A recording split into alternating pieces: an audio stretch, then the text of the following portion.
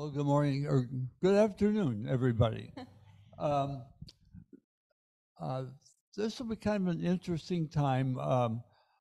Melissa um, is going to be talking about the collection at the library that she curates, which is a lot of newspapers, and so you get a chance to see the collection, and then she's going to show how people might use that collection in genealogy pursuits. So it'd be kind of fun.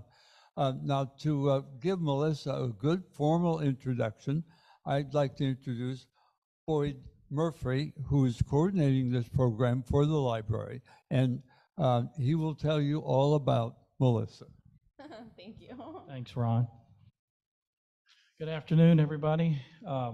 It's my pleasure to introduce my colleague, Melissa Jerome. Melissa is the Digital Initiatives Librarian for the Latin American Caribbean Collection at the UF Libraries. In this role, she provides leadership in planning, developing, managing digital collections. She has worked on newspaper digitization projects for the last 10 years, with a focus on digitizing newspapers published in Florida and the Caribbean for open access. Melissa also participates in the ongoing evaluation and development of the University of Florida Digital Collections, UFDC, and the Digital Library of the Caribbean, which is called for short DLOC, to enhance the effectiveness of preservation, discovery, and access to digital resources. Today, Melissa will be speaking about Florida, Caribbean, and Latin American newspapers as genealogical treasure chest. Melissa? Thank you. Thank you, everybody.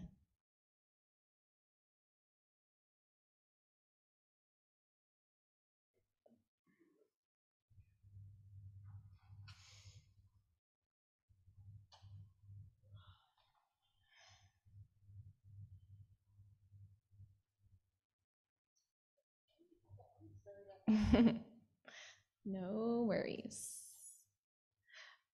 I guess just to kind of get us started,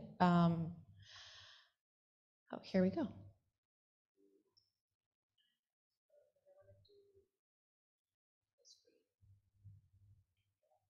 Oh, thank you. No, you're good. Thank you so much, Julianne. Okay, so I'm Melissa Jerome. Nice to meet you all. I'm excited to be here. It's my first time at OCAMIC, so thank you for welcoming me. As both Ron and Boyd said, I will be talking to you all about newspapers and how newspapers can be used for genealogy and family history purposes. And so for the presentation today, oops, I guess it's not sliding down correctly. Okay, thank you. What I'm gonna do first, I kind of changed up how I normally do things. I was feeling adventurous yesterday as I was finishing up my slides. I am going to first show you a little bit about, I'll show you a few of the newspaper content that we have in our various collections and how they can be applied for genealogical purposes. I'll give you some search tips in case you're interested to do some of this work yourself. And then I'm going to show you 3 different platforms or collections that we contribute to and or manage so that you have certain resources that you can go to actually do newspaper research. So bear with me. Okay, so as I mentioned, we have some examples of newspaper content that can be used for genealogy or family history purposes. So I think most folks, at least that I get approached by when they think of newspapers for genealogy, they think of obituaries. But it's much more than just obituaries. Obituaries are definitely very common in newspapers in general, especially historic newspapers.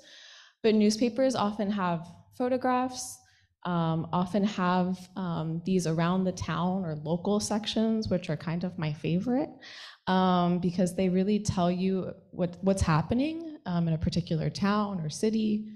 You get a lot of information about who might be visiting or who might be leaving.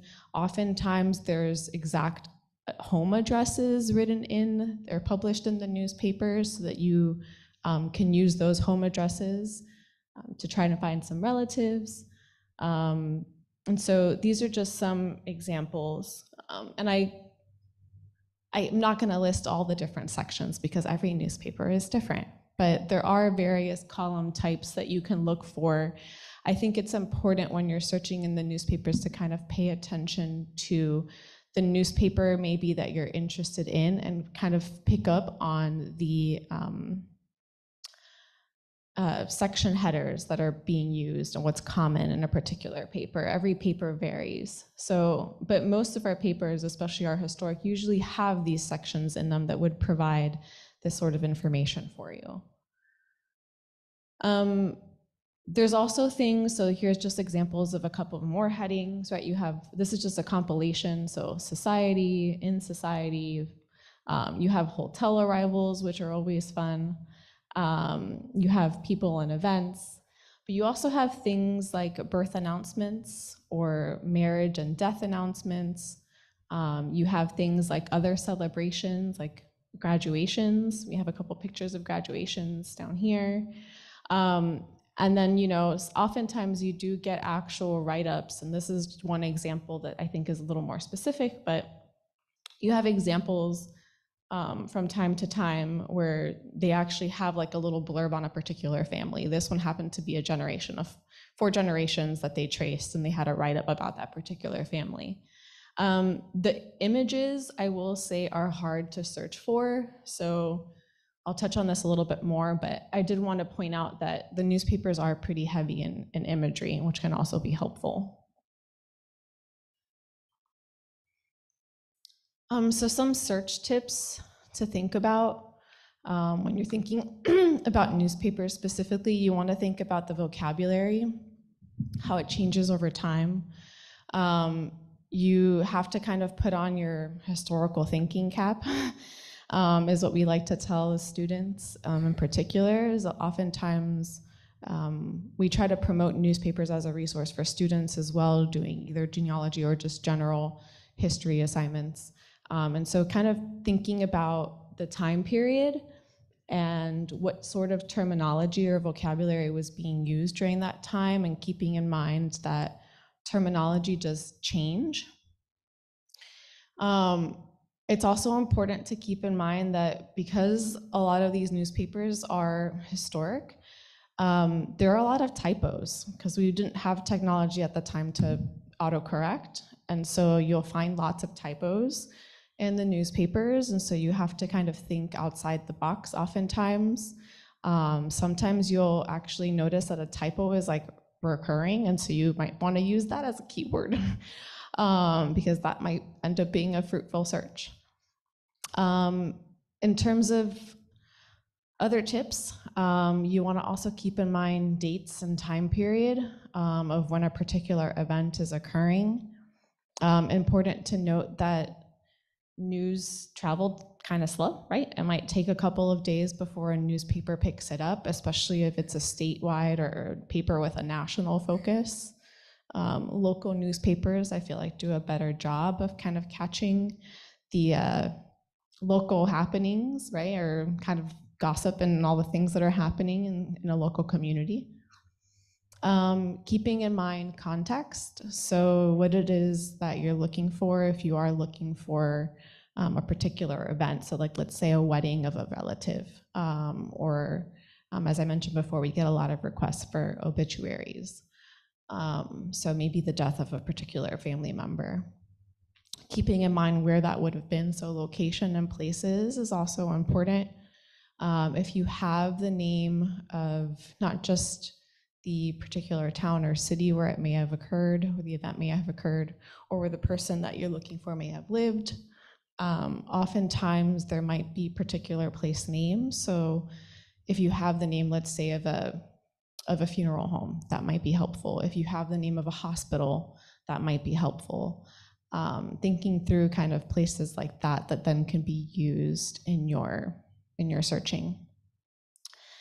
And then thinking through names of organizations and keeping in mind abbreviations. So names for both organizations and people, and keeping keeping in mind, as I mentioned, abbreviations. Oftentimes in the newspapers, especially the more historic ones, full names are not written out.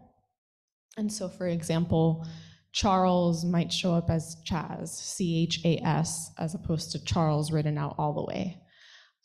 Women in particular are often not referred to by their full names. They're often referred to under their husband's name if they're married, or under their father's name if they're not married. So keeping these things in mind as you're searching, diversifying, and kind of trying different keywords is often fruitful. And I have some examples here that touch on the idea of changing terms, or terms changing over time in historic spellings.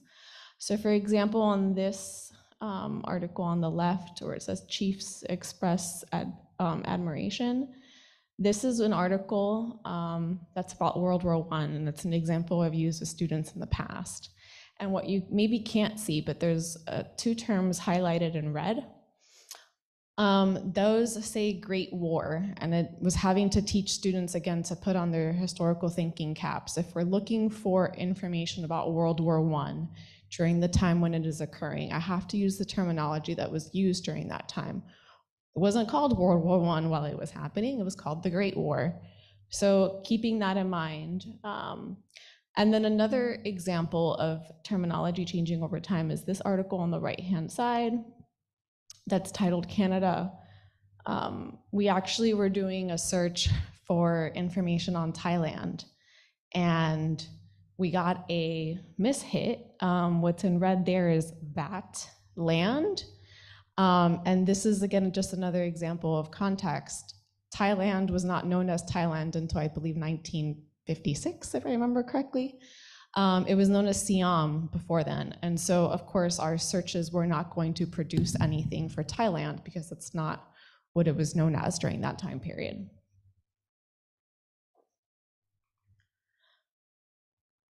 So because what I'm going to be talking to you about today and showing you are digital platforms, I wanted to kind of give you a little bit of a primer on how we get there. And so to add to my search tips, I wanted to make sure that I brought up OCR, or optical character recognition. And OCR is essentially what makes the print or microfilmed newspapers, when we digitize them, it's what allows for them to then be read by the computer, which is then what allows the content to be text searchable on the internet. So when you go on the computer and you go on Google, for example, and you type in your keywords and it brings up search results, it's because when they're digitizing materials, they're running it through OCR. And so that's the same process that we use when we digitize newspapers. We run all of our content through OCR software that then takes that printed text and makes it legible on the computer and allows you to be able to keyword. And though it's really great and allows for more easily searching things, right? Like I talk a lot with researchers about our newspapers, for example, either coming in person to view some of the print papers that we have or to view our extensive microfilm collections. You have to kind of just sit there, right, and hope that you're gonna find what you're looking for. Through OCR and our digitization, we're kind of alleviating that. And though it helps with that, it's important to keep in mind that it's not perfect. The technology does have caveats and have errors from time to time. So it's not 100%. And really it can vary for a number of reasons. Either the technology, maybe the software is just not running at optimum as it should. Oftentimes the material that we're digitizing might not be the best quality. Sometimes the print or the microfilm that we're using to digitize was watermarked, for example. And so you kind of have like blurred text. And so the OCR is not going to do a very good job at picking up that blurred content.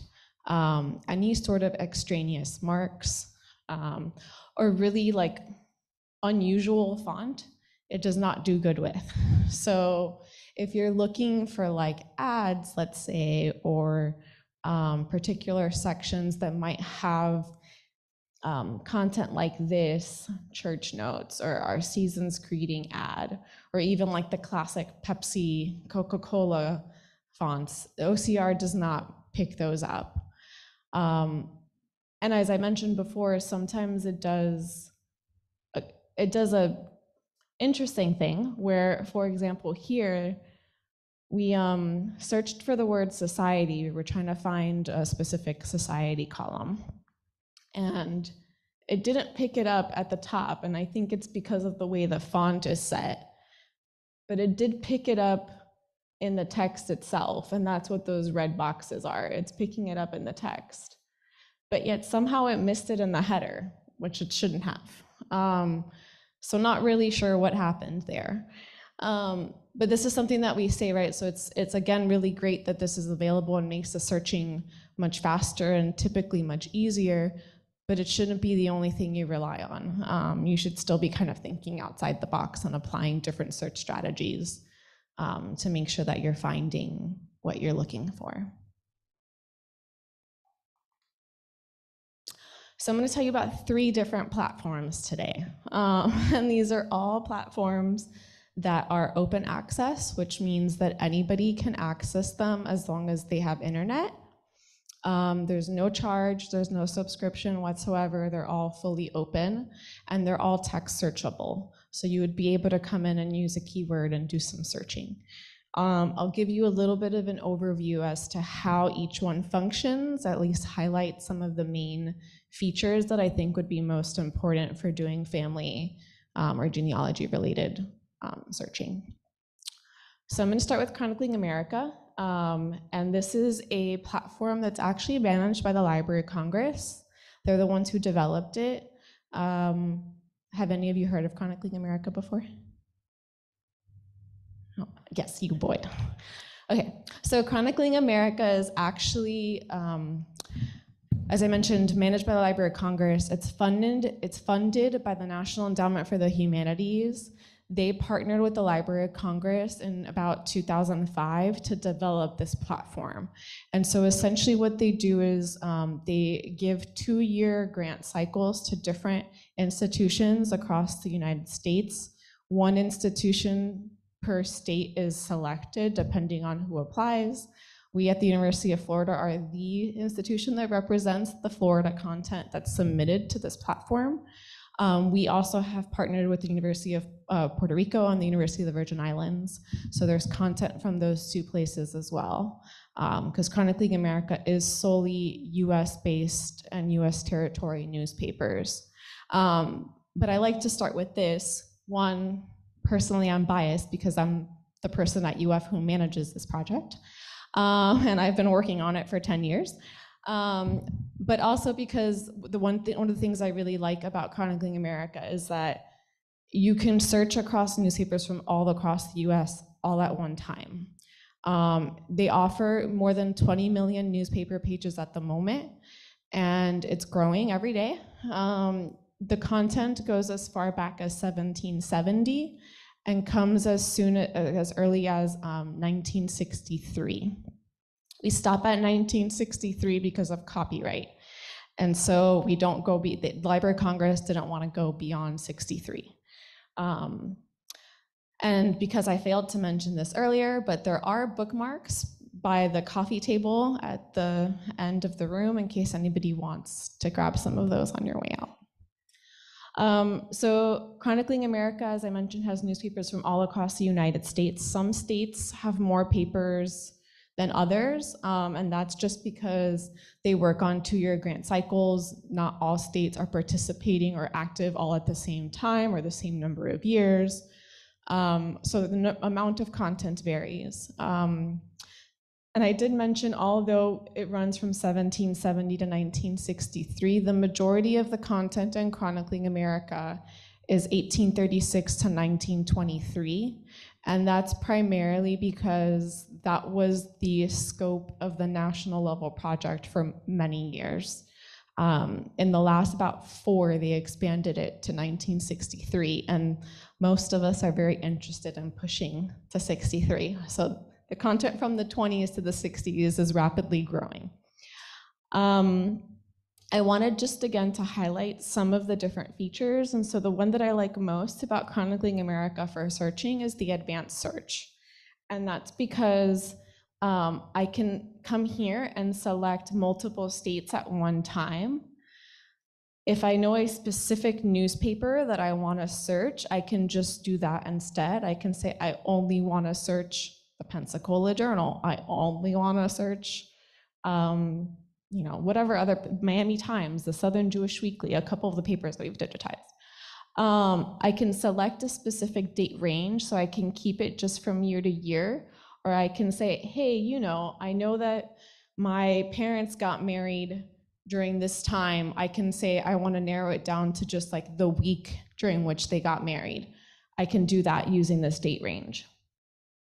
I can also select to view by language. So Chronicling America does offer over 13 languages and of newspapers that cover over 13 languages. That does not mean that all the papers are available in multiple languages. It's just that there are certain papers that provide content in more than one language. For example, we have one that we contributed, Diario de las Américas, which is published primarily in Spanish, but offered a one-page English-only content on a weekly basis. So that's a fun search feature. You can also limit to a specific page or just to the front page. So if you're interested in front page headlines, you can just search those. If you know, for example, that for family history, you know that, hey, I'm looking in the Pensacola Journal and that paper had, all the society local news stuff occurred on the society page, and that page was published, it was page 4 every issue. I can say, I only want to see the stuff on page 4, and it will give me that. And then you can vary how you put in your actual search terms. You can search so that it gives you anything and everything that appears, just the way that, searching for just specific keywords that you're entering as they are combined together. The phrasing and the within, this proximity search at the bottom, really are best for family searching, because it'll give you hits that are appearing usually within like the article level, so you know that the searches that you're getting are most relevant. And this is just an example of how a paper looks when you're looking at Chronicling America. You can do a variety of things. You can zoom in and zoom out. You can do full screen. Within this specific viewer, it allows you essentially, you might be looking at one page, but it allows you to view all the other pages within that specific issue. You can jump from page to page, or you can jump to the next or previous issue.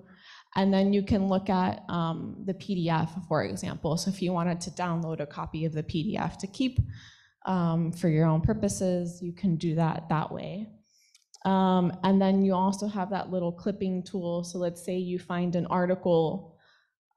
Anything that shows up in this red box that you see over here is what that clips. So it doesn't necessarily let you select what you want to clip. You get like a general red box, and whatever's in that box is what you can clip. And then you can download that.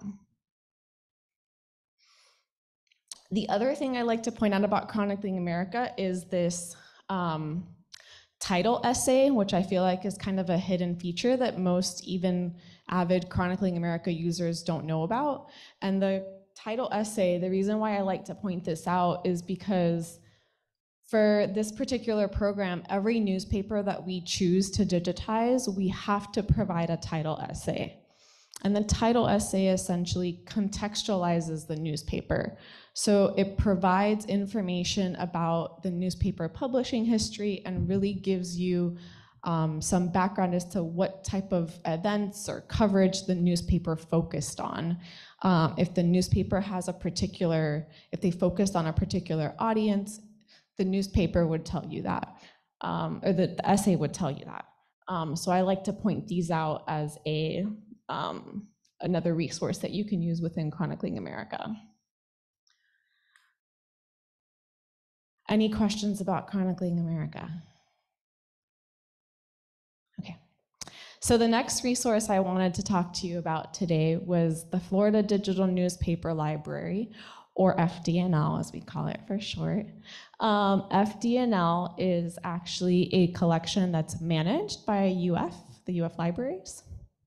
And so this is a local collection. I say that kind of loosely because FDNL actually does have over 2 million newspaper pages from all across the state. We have at least one newspaper that represents all 67 counties. So there's hopefully something in there for you.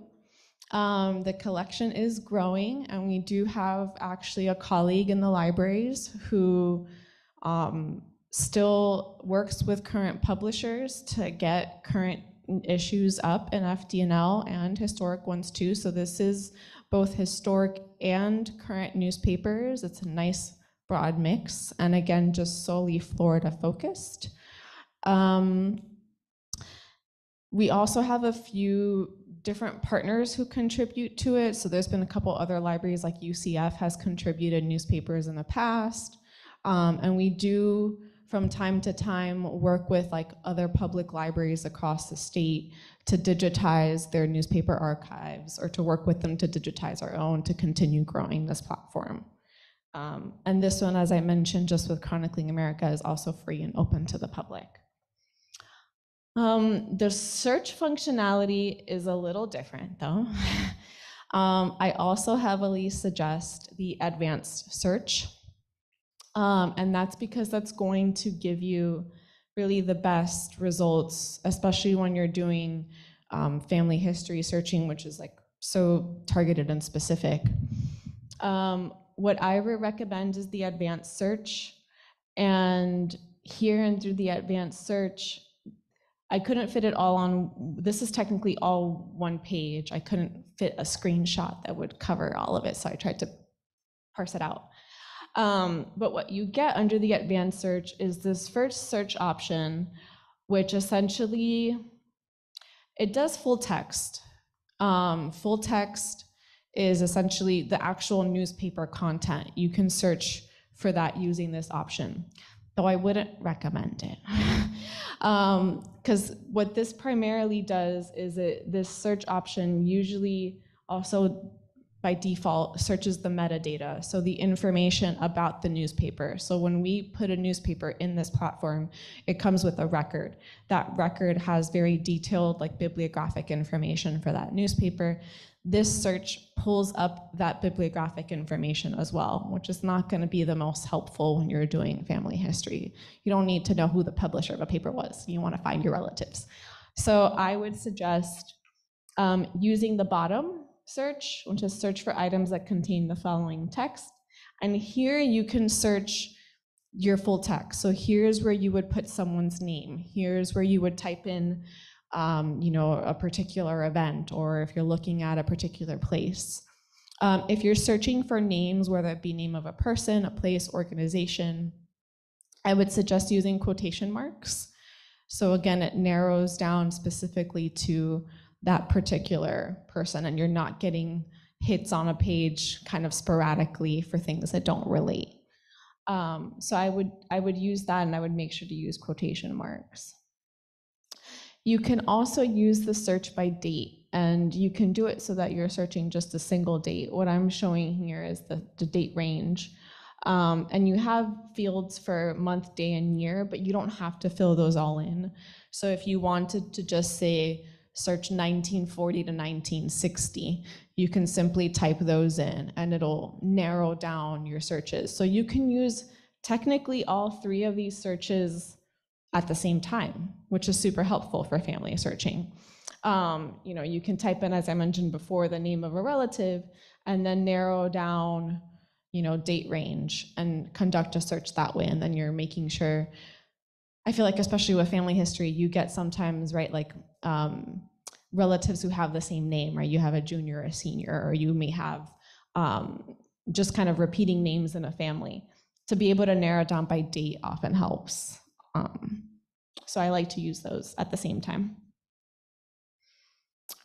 You also have the option to do title searches.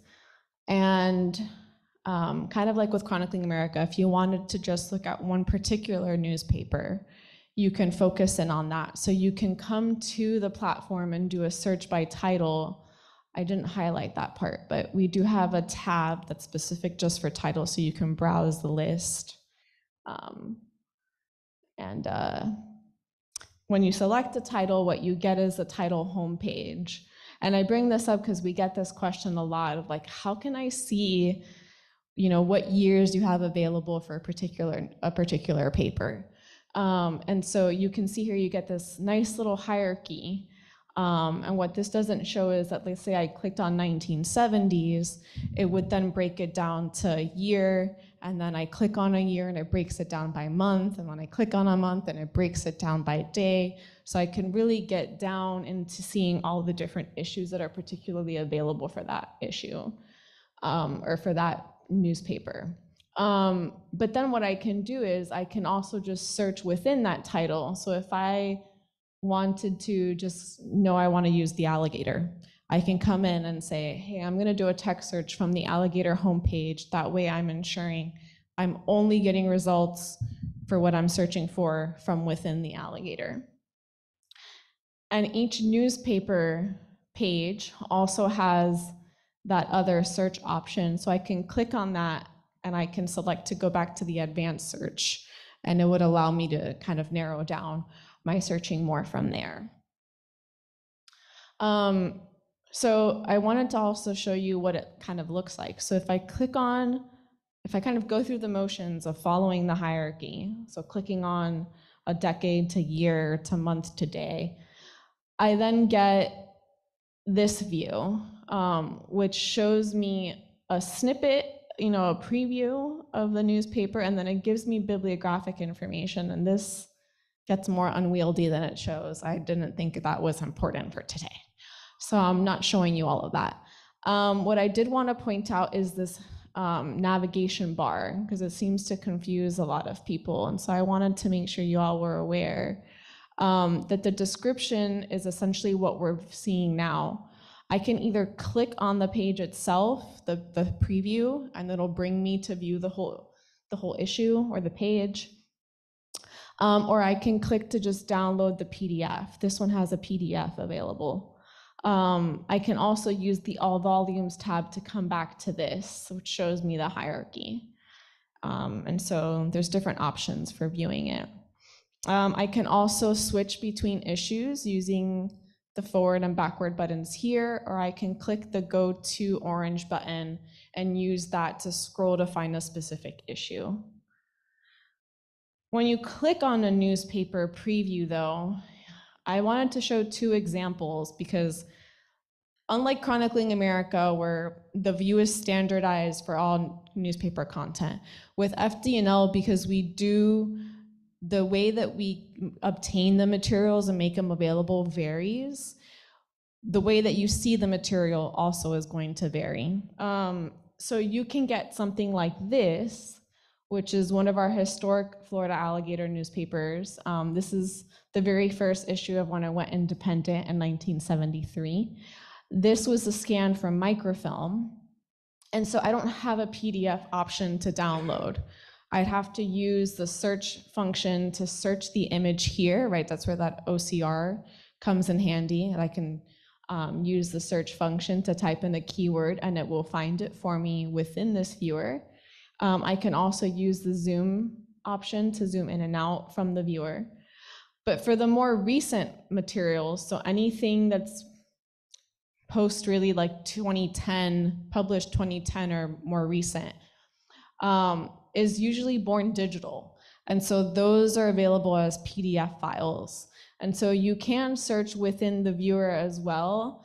It gets a little confusing sometimes, so I would suggest maybe downloading the PDF instead.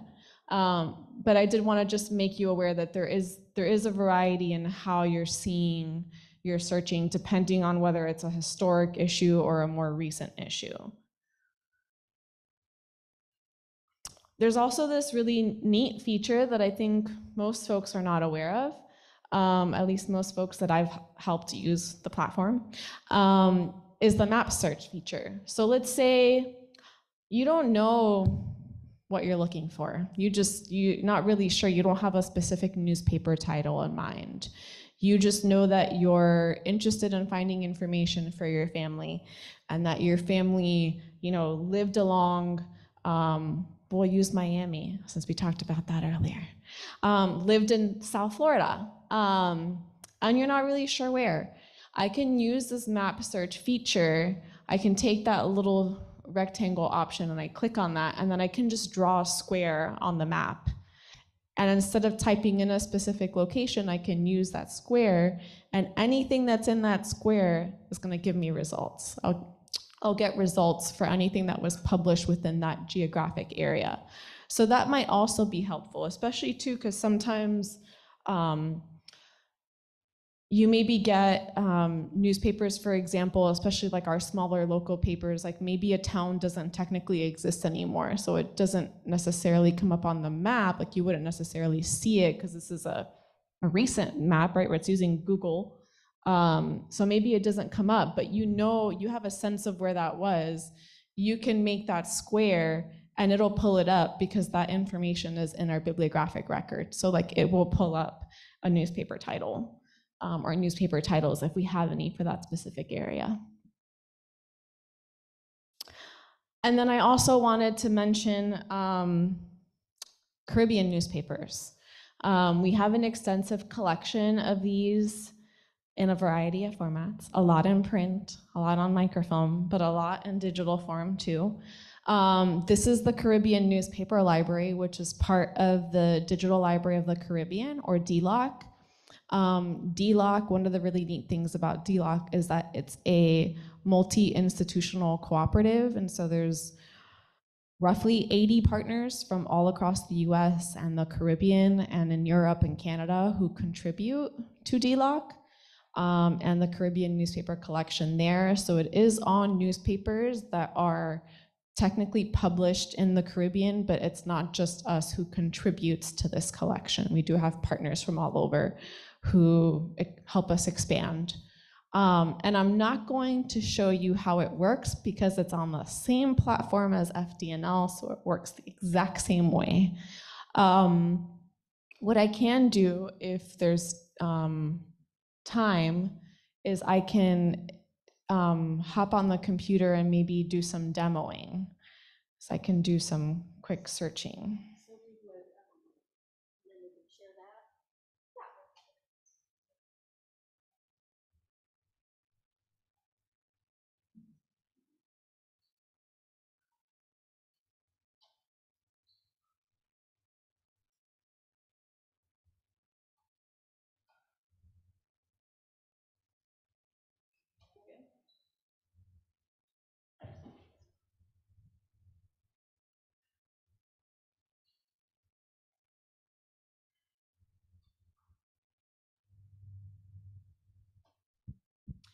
In the meantime, does anybody have any questions? Yes.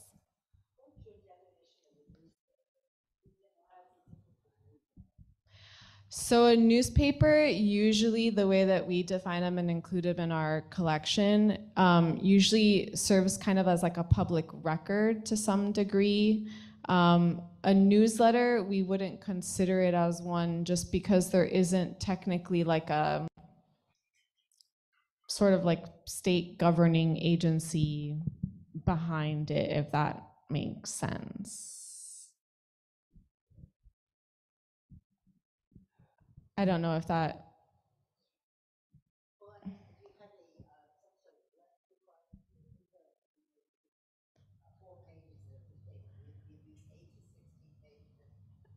No, I mean, for the collection, we normally will take newspapers as long as, like, I think we do offer some newsletter maybe, but not, I don't think within FDNL, for example. Chronicling America is very specific with the content that we can select.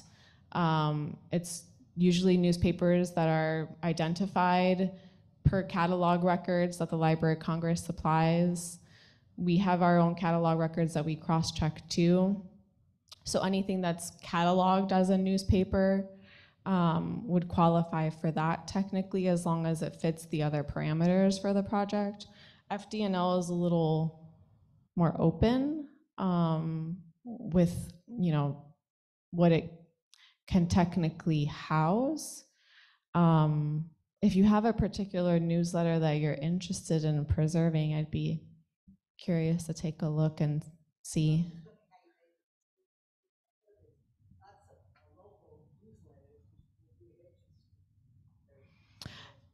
Yeah, I think I can't remember which one it was. Recently, I know two of my colleagues were having conversations about that and how I think it was one from the Villages actually, that they had heard they had like an extensive archive of all the newsletters they've published for their community.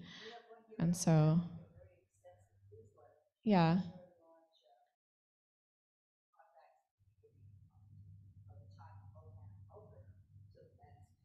Mm-hmm.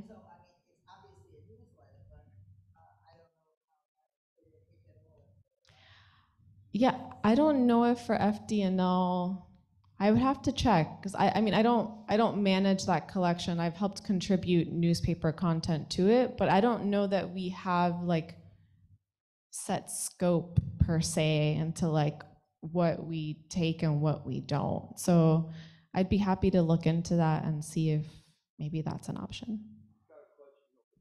Mm-hmm. Thank you for your talk. I understand that the newspaper collection terminates in 1963 because of copyright considerations. For Chronicling America, yes. Why is that? Why can't you get around it? So we get around it for things like FDNL and DLOC. We are able to I consult with our copyright librarian at UF and the UF libraries very often to make kind of considerations on a one-to-one basis for newspapers that we can include. So like FDNL, for example, does include even like newspapers published as of yesterday. Like it covers a broader range. Chronicling America, just because of copyright laws, copyright for newspapers was set to 63, I don't remember when. But Library of Congress, being a federal agency, doesn't feel comfortable going beyond that. And so they kind of put the onus on the individual awardees to kind of make those decisions. They will not take content post 63 as of yet. We've been asking because copyright a couple of years ago actually was raised. And so now every year copyright will move forward. And so it stopped technically at 1923. I believe we're at 27 now. So anything from 27 prior is safe. From 27 to 63 is kind of in a fuzzy gray area. We have to do copyright research to ensure whether or not a newspaper even applied for copyright to begin with. I've found, at least with a lot of the newspapers that we've digitized, a lot of them have not. But we still kind of go through that process of confirming whether or not they ever registered. Again, for Chronicling America, Library of Congress, as of now at least, won't go past 63. But I know that several of us here within UF and then at other institutions across the United States are very interested in going beyond that. And so we're pushing, but they're still not accepting beyond 63. I might be able to speak a little bit to what Barbara was asking about with newspapers. When I first started here at UF, I was in digital services and out at the building near the airport. And I was a project manager for a project called Florida Family and Community History. And so one of my jobs was to supervise people who were digitizing items to go into this collection. But, and it was a cooperative enterprise between the Church of Latter-day Saints and UF and archive.org. So to make a long story short, we did digitize a lot of local historical society newsletters. For example, Levy County, there's a lot in there. And if you go to archive.org and search for Levy County or Alachua County or what have you, you might find, I'm sure you would find, a lot of newsletter type materials there. We also, for example, digitized at one time a bunch of newsletters from the Florida Methodist Church. And so some people might say, well, that sounds kind of boring, but if you're doing genealogy, there's a lot of information in there. And just one other point on that, I came across some old issues of the corporate magazine for Florida Power and Light, and you would think, you know, who wants to read all the issues of this corporate magazine? Well, I was looking through some hard copies, and it goes back to the 20s, and there was all this information about employees and their families and people passing away and anniversaries, and so we got almost the full run of that digitized by working with the company. They actually were enthusiastic that somebody was interested in these old magazines. So again, and those are, if you go to UFDC, University of Florida Digital Collections, you can look at those, for example. So they're kind of just various places where you can look for these family history related items. Yeah, it's a good point. I only focused on 3 collections that we contribute to, but there's many, many more that you can search. And there's a lot of also subscription-based ones that also provide extensive resources. Thank you, Boyd, for chiming in. Yes. Here. Hold it. Wait.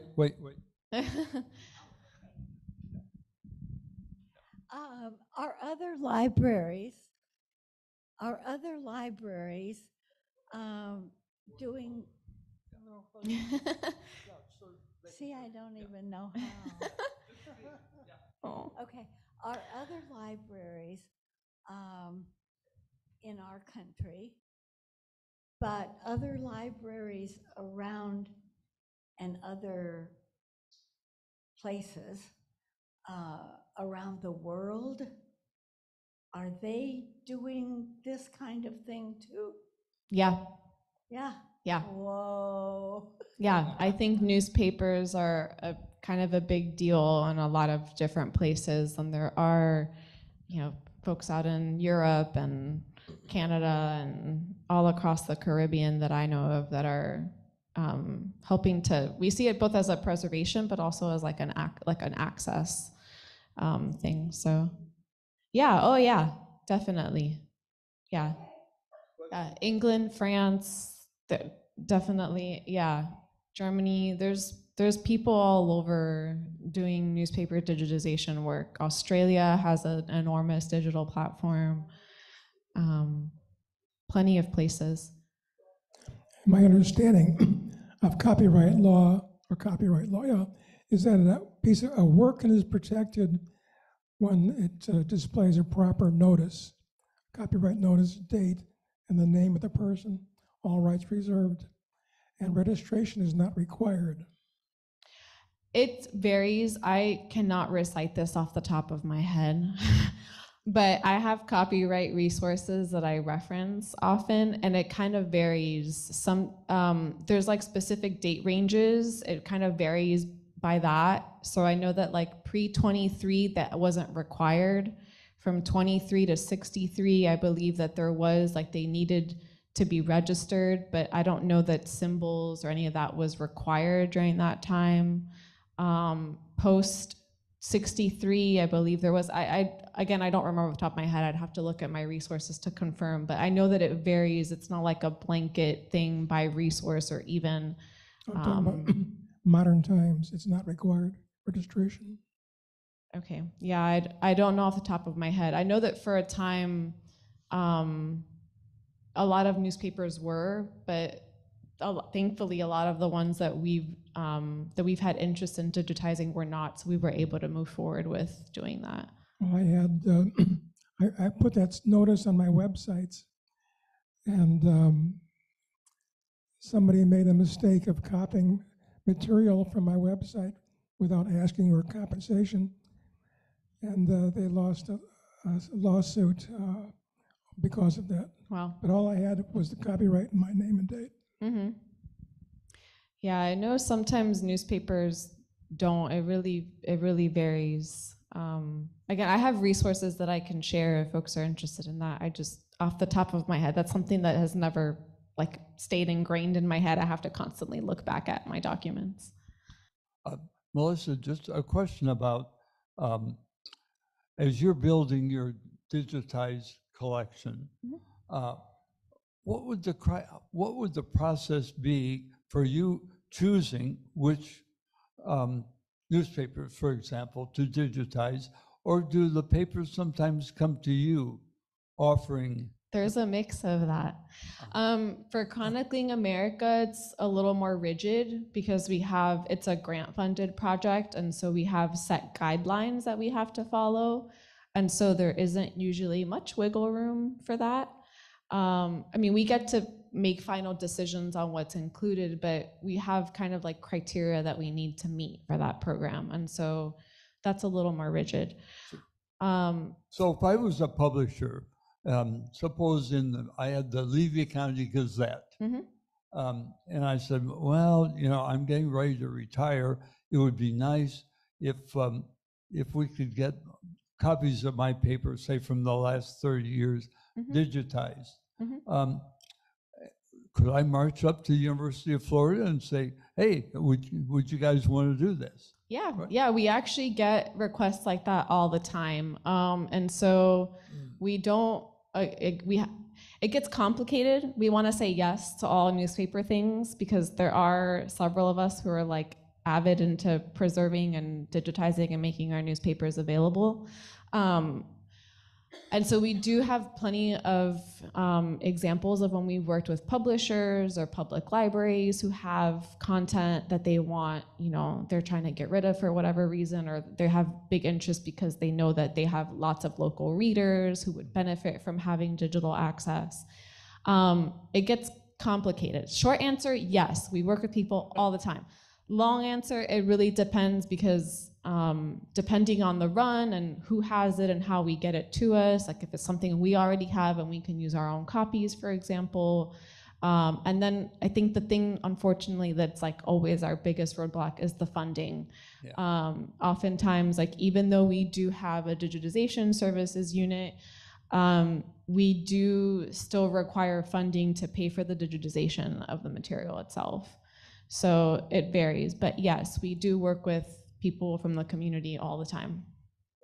Any other questions? Well, Melissa, we want to really thank you. This was enjoyable and educational for us. Thank you so much. Thank you. Thank you. Now, next week will be the last week. Can you believe that? This semester is almost over. Next week will be our last lecture in this series. And our speaker next time will be Boyd Murphy, who's been introducing all these other speakers. He's coming behind the mic himself. He's a historian, particularly Florida history, and he has a great story to tell about Florida's the first two U.S. senators from Florida. So you look forward to that particularly. And I'm not going to be able to be with you next week, so I'd like to thank now Boyd for coordinating this program. We really appreciate it, Boyd. And I'll catch you on the YouTube. Okay.